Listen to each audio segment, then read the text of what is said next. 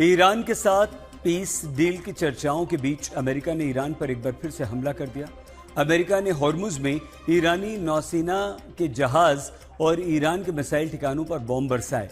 शांति वार्ता के बीच ईरान के हमले के बाद एक बार फिर से महायुद्ध छिड़ने की पूरी संभावना है। अमेरिकी हमले के बाद ईरान के सुप्रीम लीडर मुश्तबा खामनेई ने इजराइल को दुनिया के नक्शे से मिटाने की धमकी दी है। ईरान की धमकी का मतलब है महायुद्ध हुआ तो अब की बार ईरानी बारूद का विध्वंसक कहर इजराइल पर टूटेगा।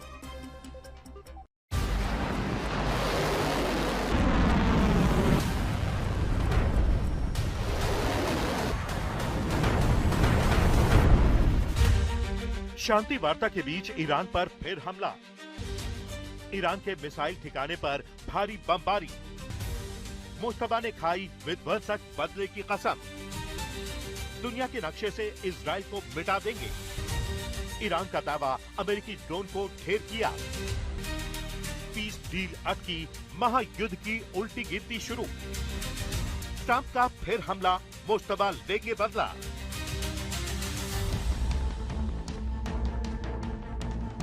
अभी ईरान और अमेरिका के बीच पीस डील पर बात बनती उससे पहले ही अमेरिकी राष्ट्रपति के आदेश पर ईरान पर एक बार फिर हमला शुरू हो गया। अमेरिकी सेना ने दक्षिणी ईरान के बंदर अब्बास में मिसाइल के ठिकानों पर बड़ा हमला किया। वहीं होर्मुज में माइंस बिछाने वाली ईरानी नौसेना की नाव पर भी हमला हुआ। हमला उस वक्त हुआ जब ईरानी वार्ताकार पीस डील पर चर्चा के लिए कतर में हैं और चंद घंटे पहले अमेरिकी राष्ट्रपति ने ईरान के साथ पीस डील पर सहमति बनने की उम्मीद जताई है। हालांकि ईरान पर हमले के बाद अमेरिकी सेना की तरफ से जारी किए गए बयान में कहा गया है कि ये हमले आत्मरक्षा में किए गए और उनका मकसद ईरानी बलों से सैनिकों को होने वाले खतरे से बचाना था। अमेरिकी सेना जारी युद्ध विराम के दौरान संयम बरतते हुए अपने सैनिकों की रक्षा करती रहेगी। हमले बंदर अब्बास के पास किए गए हैं।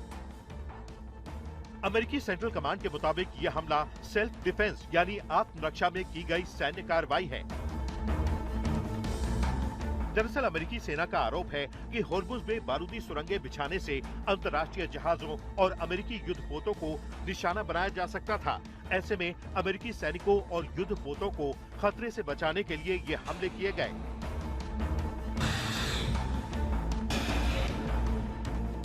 अमेरिकी हमले को ईरान ने इस युद्ध विराम का उल्लंघन बताते हुए जवाबी कार्रवाई की धमकी दी है। अमेरिकी आतंकवादी सेना ने ईरानी क्षेत्र में अपना आक्रामक रवैया जारी रखते हुए फारस की खाड़ी के जल क्षेत्र में घुसपैठ की है। ईरान के एयर डिफेंस सिस्टम ने सटीक खुफिया निगरानी के बाद पलटवार करते हुए अमेरिका के एक MQ-9 रीपर ड्रोन को रोका और मार गिराया। ईरानी सेना ने अमेरिका के एक RQ-4 ग्लोबल हॉक निगरानी ड्रोन और एक घुसपैठ करने वाले F-35 supersonic stealth strike fighter पर भी गोलीबारी की, जिससे उन्हें भागने और ईरानी एयर स्पेस छोड़ने के लिए मजबूर होना पड़ा। अमेरिका का अपना दावा है और ईरान का अपना। ईरान की माने तो अमेरिकी सेना की हिमाकत का माकूल जवाब दे दिया गया है। अगर एक बार फिर अमेरिका ने ईरान पर हमले की गुस्ताखी की तो अंजाम बहुत बुरा होगा। अमेरिका या इजराइल की तरफ से किए गए किसी भी नए हमले का और ज्यादा बलपूर्वक जवाब ईरान देगा। ईरान ने हमले के लिए अपने टारगेट निर्धारित कर लिए हैं और युद्ध के लिए तैयार है। किसी भी नए आक्रमण की प्रतिक्रिया पहले जैसी नहीं होगी। ईरान के हमले पिछले संघर्षों की तुलना में ज्यादा गंभीर, भारी और मजबूत होंगे। ईरान ही होर्मुज को नियंत्रित करेगा। अगर युद्ध फिर से शुरू होता है और ईरान को अपने तेल का निर्यात करने से रोका जाता है तो इससे पूरे इलाके से तेल का निर्यात पूरी तरह रुक जाएगा। ईरान की हिट लिस्ट पर क्या है, ये ईरान के सुप्रीम लीडर मुश्तबा खामनेई ने बता दिया है। मुश्तबा ने धमकी देते हुए कहा है कि दुनिया के नक्शे से इजराइल का अस्तित्व मिटना तय है। ईरान की इस धमकी का मतलब यही है कि दोबारा युद्ध शुरू हुआ तो निशाने पर इजराइल होगा। संभव है कि इजराइल के खिलाफ ईरान अपनी विनाशकारी मिसाइलों का इस्तेमाल करे, जिसका इस्तेमाल अभी तक नहीं किया गया है।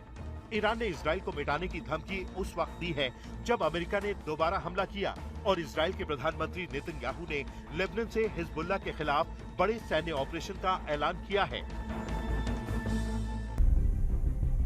सवाल यही है कि शांति वार्ता के बीच नेतन्याहू की धमकी और ईरान पर अमेरिका के हमले का मतलब क्या है? डिफेंस एक्सपर्ट मानते हैं कि ईरान पर दबाव बनाने के लिए ट्रंप नए-नए हथकंडे अपना रहे हैं। कभी ट्रंप ईरान के साथ पीस डील को लेकर उम्मीद जताते हैं, तो कभी ईरान पर हमले की धमकी देते हैं। We're in a war because I think you would agree we cannot let lunatics have a nuclear weapon. Do you agree? You know, their leaders are gone. The first set is gone. The second set is gone. Khomeini was gone. And they were pretty evil people. Not pretty evil. They were evil. They killed 42,000 protesters. 42,000! And in a period of 2 weeks, they killed 42,000 protesters. But we had to get this done, and we're really doing well. And they're getting decimated. They have no Navy. They have no Air Force. They have no anti-aircraft equipment. They have no radar. They have no leaders. Their leaders are all gone. We have to make sure that they don't have a nuclear weapon. We stopped them with the B-2 bombers. If we didn't do that, we would have had a nuclear weapon. Israel would have been blown to pieces. The Middle East would have been blown to pieces. I think Europe would have been blown to pieces. दरअसल Iran और America के बीच शांति वार्ता में सबसे बड़ा पेच enriched uranium को लेकर फंसा हुआ है। ट्रंप ये दावा कर चुके हैं कि ईरान अपना एनरिच्ड यूरेनियम अमेरिका को सौंपने को तैयार हो गया है, लेकिन ट्रंप के इस दावे को ईरान सिरे से खारिज कर चुका है। ईरान ने खुल्लम खुल्ला ऐलान कर रखा है कि वो अपना एनरिच्ड यूरेनियम अमेरिका को नहीं सौंपेगा और न ही अपना परमाणु प्रोग्राम बंद करेगा। ईरान की संसद की राष्ट्रीय सुरक्षा और विदेश नीति समिति के प्रमुख इब्राहिम अजीजी के मुताबिक समझौता तभी होगा जब अमेरिका ईरान की 5 शर्तों को मानेगा।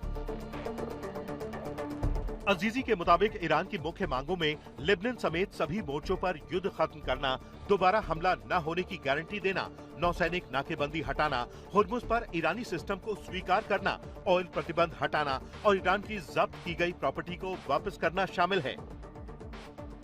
ईरान ने अपने परमाणु प्रोग्राम को शांति वार्ता से दूर रखा है, जबकि अमेरिका का पूरा फोकस ईरान के परमाणु प्रोग्राम के इर्द गिर्द घूम रहा है।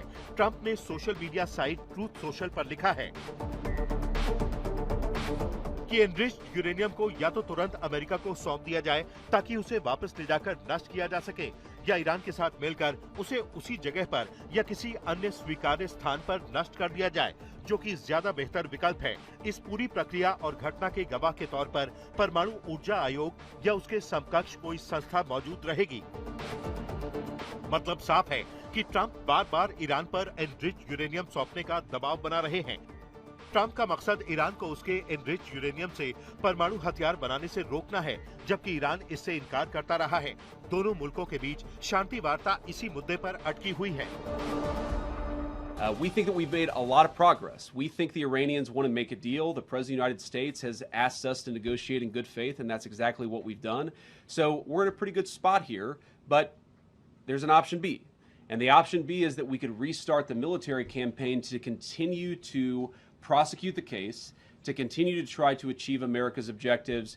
And we could talk a little bit about what that looks like, but that's not what the President wants, and I don't think it's what the Iranians want either. America के विदेश मंत्री मानते हैं कि ईरान के साथ या तो अच्छी पीस डील होगी या फिर कोई डील नहीं होगी। डील नहीं हुई तो इसका मतलब है कि अमेरिका और ईरान के बीच दोबारा युद्ध तय है। Well, look, I think our position is well stated. The president had a very important, I think, historic call just a couple of days ago with a number of leaders from the region. I think there's strong alignment and agreement on what a preliminary draft should look like. I think, like anything with something like this, it's going to take a couple of days to settle on, even down to the disagreements over a word sentence. So we'll have to work through that. If there's going to be a deal, we're going to have to work through that. But this is, it's either going to be a good deal or there isn't going to be one. Iran ने अपनी लक्ष्मण रेखा खींच रखी है, तो America की पूरी कोशिश है ईरान पर दबाव बनाकर डील के लिए उसे राजी करना। लेकिन ईरान के रुख से साफ है कि वो झुकेगा नहीं, बल्कि अमेरिका के साथ दोबारा युद्ध लड़ने को तैयार है। आज तक ब्यूरो।